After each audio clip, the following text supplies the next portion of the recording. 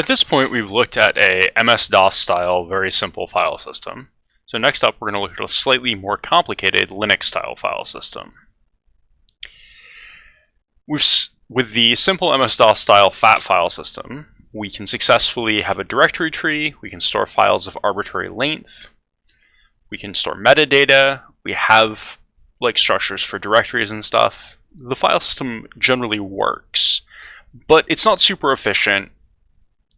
And the two key problems with efficiency that we have with FAT are that with the sort of linked list structure of the file allocation table, things can get very fragmented, which will result in a lot of seeking. Another complication is that in order to identify free space, we have to scan over the entire file allocation table looking for empty slots. So instead of doing it that way, the extended file system, which is the sort of traditional Linux file system, uses a structure called index nodes, or inodes, to track files and directories. Now, in order to get to the idea of inodes, one thing to consider is what the actual data that we're storing on disk looks like. So in the file allocation table, we have this linked list mechanism, and it's simple, straightforward, but it doesn't really optimize for anything specific. And so this raises the question, are short or long files more common? And if you think about that for a second, you'll get the conclusion here on the slides, which is that small files are relatively more common than large files.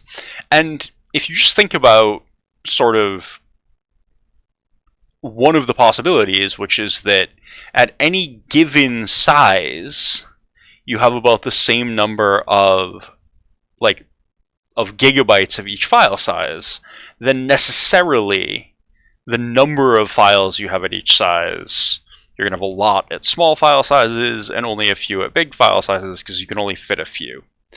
Now, these slides say that there was a study that showed an average file size of 200K and 2K as a most common file size. Probably if we ran that test again nowadays, we'd get somewhat larger results, but still probably the most common file size is going to be under 100K. So the idea that we're getting to is that if we optimize the file system for having small files, that'll be good. And even if we end up having a bunch of large files, the optimizations for small files are going to be more of an efficiency gain on small files than the space penalty for having a slightly less efficient storage of large files. So this makes sense even if it isn't perfect. So the structure that we'll end up with here for ext is that we're going to have a super block, and it's going to store the same sort of data as we had in the FAT super block. We have the size and location of the different parts of the file system, and we have the index of where we're going to find the root directory.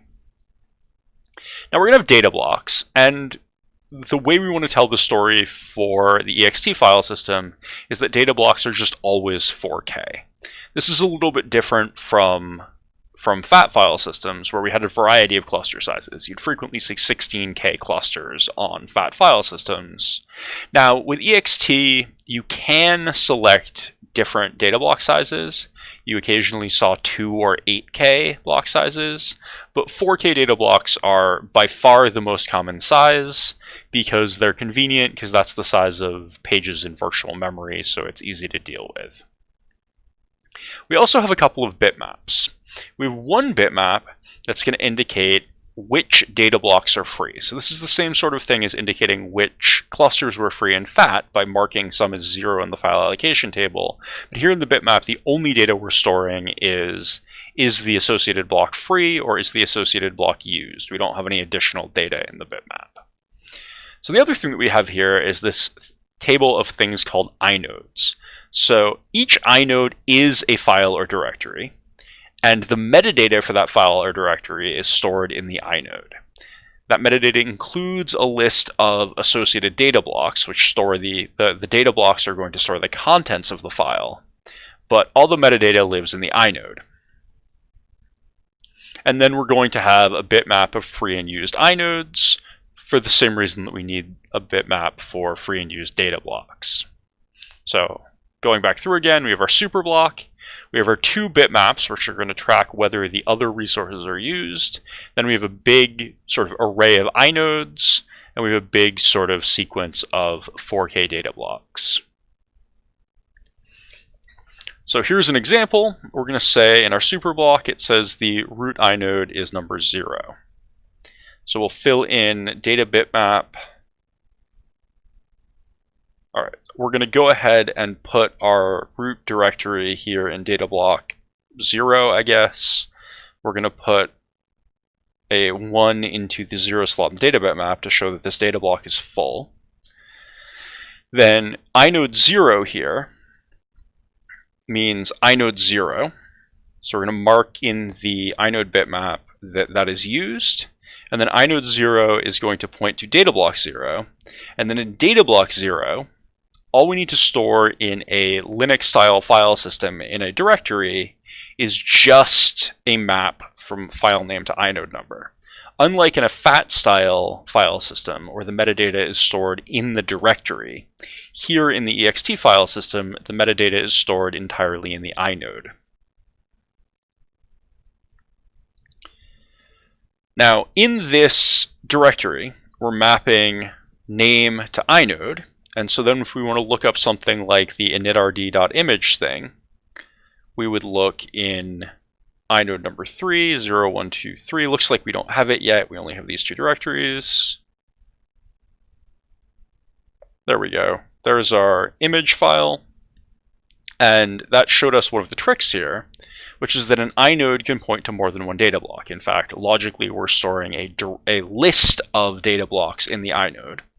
But we can't store a sort of arbitrary length list in the inode because there isn't infinite space. Inodes are a fixed size data structure.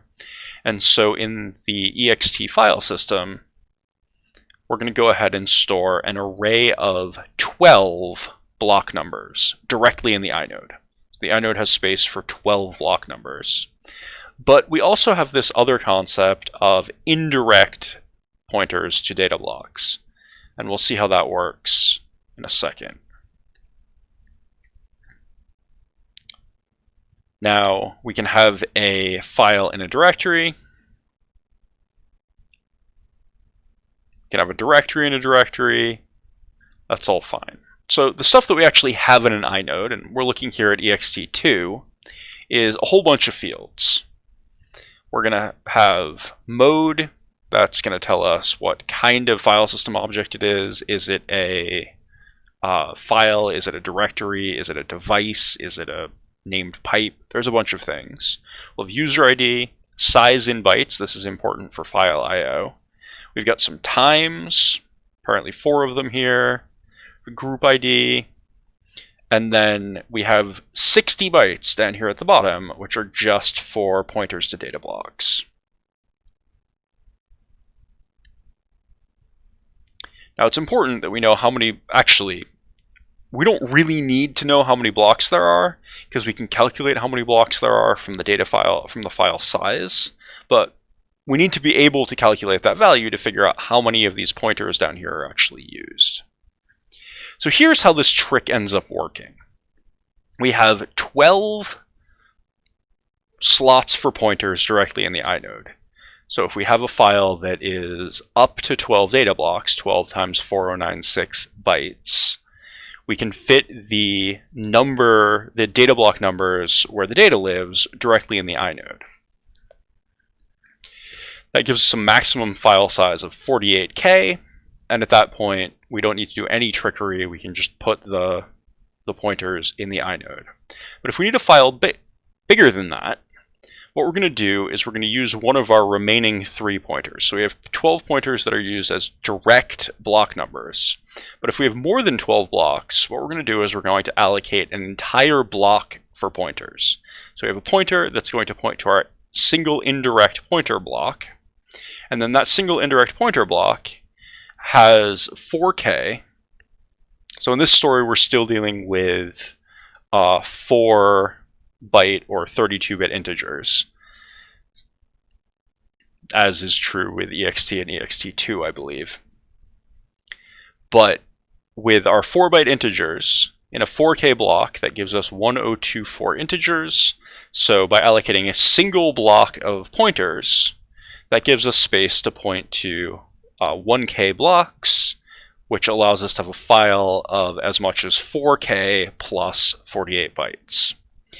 If we have a file that's bigger than 4 meg plus 48 bytes. If we have a file that's bigger than 4 meg, we're going to use our next pointer, which is our double indirect pointer. So we're going to allocate an entire block of block numbers, where each block number points to another entire block of block numbers, and then those block numbers point to data blocks. That gives us enough block numbers that we can store 1 meg, 1024 times 1024 block numbers, which means that we can reference up to 4 gigabytes of data in a file. Now, if that's not big enough, we can go to triple indirect. So that means we have our last pointer directly in the inode points to a block, which is full of pointers to blocks, which are full of pointers to blocks, which are full of pointers to blocks, which are finally our data blocks. And that gives us enough space for a file that is 4 terabytes. And I'm not sure that I believe that there were really triple indirect pointers in ext or ext2, but once we get to ext3 and ext4, which are more modern file systems, we definitely have triple indirect pointers, and we can definitely handle files that are individual files that are 4 terabytes.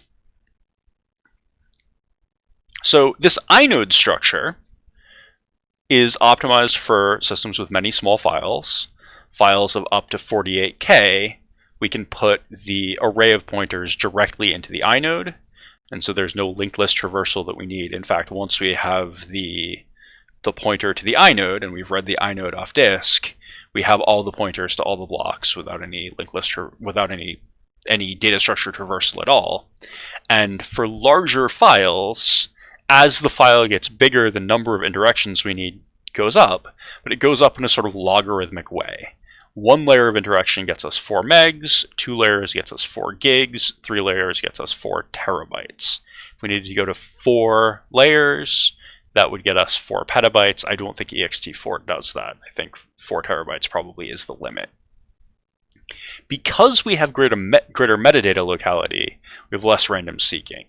We may still have the data blocks scattered all over the place, but the problem with the FAT file system is that in order to sort of, without caching, in order to do our reads, we always had to go, we first went to a data block and read it, then we went to the corresponding FAT entry and used that to figure out where the next data block is, which we could read. But then we'd have to go back to the associated FAT entry, and the FAT is at the beginning of the disk. The data clusters are at the other end of the disk, all over the rest of the disk.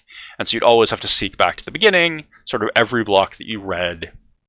Obviously, you can do some caching, and probably the first thing that you do is you traverse the linked list and do all the seeks for that before you go try to find data blocks. But that's still 1 seek per FAT entry, unless you get everything next to each other. Whereas with inodes, at least all the metadata is in sort of clusters. And once you get into having whole data blocks of pointers, it's really just like reading an array. It's super efficient. We also have sped up the time it takes to allocate data, because we don't have to traverse the entire FAT in order to get stuff. Instead, we have to traverse entire bitmaps. This doesn't seem like a huge improvement, because we've gone from a linear time operation to another linear time operation. But it turns out that a bit is 32 times smaller than a 32-bit integer. And so even if this sequential scan is our bottleneck and it's taking linear time, the ext file system is going to be an order of magnitude faster. We have to scan two different bitmaps, so it might not be 30 times faster, but yeah, it's 10 times faster at least for that particular operation. Here's an example of file reading that we're going to skip because I'm not that excited about it. So one more interesting thing that's going on in the ext sort of structure is that we have this idea of hard links. So a file is an inode. And what that means is that in the directory, we are pointing from a file name to an inode number, which means that it's perfectly reasonable for us to have two different directories that both have a file name, not even necessarily the same file name, that points to the same inode number. So the same file in an ext style file system can be linked to in two different places in the same file system from two different directories, and both of those are sort of real instances of the file. It's not like shortcuts on Windows or symbolic or soft links on Linux, where it's just sort of an indirect reference. You can actually have multiple, like, there are multiple names for the same file that appear in multiple different directories. And to make that work out, we want to know when can we actually delete the file, and we can only delete the file when it has no more directory entries left. So we're going to use reference counting to figure out when that happens. And so in the inode, we have this links count field, which is a reference count. It tells us how many names does this file have in the file system. That's going to be one of the fun features for the homework. So here's an example of that. So we have a file in Christos directory called myfile. Professor Mislove is going to go ahead and use ln to create a hard link to Christos file. Now there are two files that share, or two names for the same file. It looks like two files, but they're the same file since they share the same inode. That means they necessarily share the same metadata, things like owner and permissions. And the way we're going to deal with this is that when Professor Mislove creates this hard link, it will increment the link count. When we delete all of the names, and the system call to delete is called unlink, which makes sense because we're removing these hard links. When we unlink all the hard links, link count will go down to 0, and that'll let us clean up the contents of that file. Now, hard links are a sort of weird feature. I'm not even 100% sure that they're actually a good idea, but they're a thing that we've had for quite a while in POSIX-style file systems. There's some things to keep in mind when using them, though. One important thing is that hard links can only exist within a single file system. So if you have 3 or 4 different file systems mounted to different paths in a system, you can't have hard links between them. Another complication is that it really is different names for the same file. So if you mutate one of the files, the mutation is going to happen to the other one as well, because it's the same one. The other option is shortcuts. And we can make those on Linux with ln-s. That's going to go ahead and create another file, another inode. The contents of that file, we can't really open it like a regular file, but the thing that's being stored in the data block is going to be the path to the file that we're linking to. And then we do normal file system operations on the path to the shortcut, to the symbolic link. If we open this new CBW file thing, the operating system is going to automatically redirect those operations, like opening, reads, and writes, to the other thing. So this is a reference. If the thing that this is referencing gets deleted, this will just be a dangling reference, and we'll get errors if we try to open the file. All right, so that's ext. This adds some advantages compared to the file allocation table structure. We have potentially slightly better performance. We have this inode structure, which seems a little bit more complicated, but it means that metadata is sort of separate from directory entries, which potentially makes things easier to think about. We get the ability to have hard links, which is a complication, but is sometimes useful. And we have all the features that we had from the FAT file system, which were good. Now, unfortunately, we still aren't optimized for hard disks. So we're going to have to move on and see how we can deal with ext2 and the other extended versions. But so far, we have successfully looked at the basics of the ext file system, which is the sort of file system that you're going to be building for the final assignment. So yeah, this is the structure that I'm going to want you to build or work with for the final assignment. I think you're going to get some starter code that implements some of a working file system. But this basic structure of having data blocks, having inodes, which are separate from data blocks and store metadata about file system objects like files and directories, and then having bitmaps, which are separate from the data blocks and inodes that store, in an inode bitmap, we'll store which inodes are available, and in the data bitmap, we'll store which data blocks are available. That is a relevant structure for the homework. I don't know whether the homework text is actually going to require exactly this structure, but this is the structure that's going to be assumed in the homework, especially since this structure lets you build hard links, and hard links are going to be required. So yeah, I'll probably next class go over this again in a sort of different way. But before we do that, we want to go through what happened in file system design after this. And for that, I'm going to take a quick break, and then we'll do some more of the slides. See you in a second.